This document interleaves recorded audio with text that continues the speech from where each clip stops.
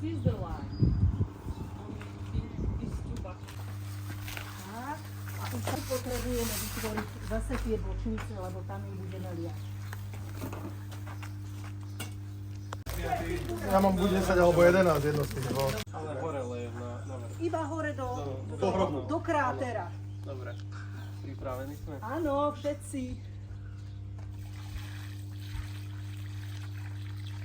Pomaly liať, potom ďalší, kto má rukavice, tak bude lopatou sledovať okolie, pretože to vápno zväčšuje svoj objem a bude nám tú kopu trhať. Takže tam, kde vznikne trhlina, tak len tou lopatkou to takto prihrabnúť a ťahať. Takže pozor, tam už možno bude zase pretekať. Danka, niekedy sa to aj nepodarí? Čo? A to sa vždy podarí. Vždy sa to dá nejako...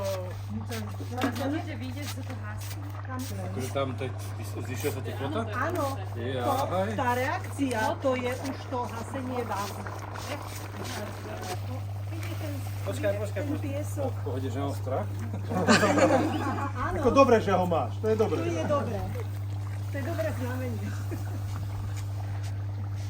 Väčšinou v nemocnici. Tá reakcia prebieha a pokiaľ stále ešte tie také suché výbuchy sú, to znamená, že ešte je tam ložisko takého suchého vápna.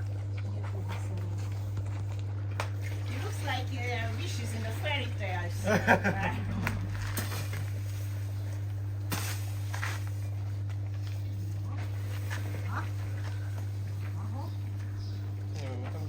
Tam je aká teplota potom?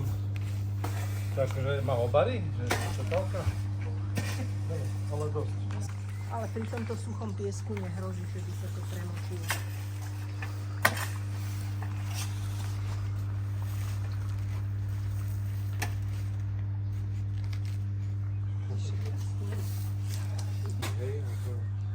Už to robíš týždeň.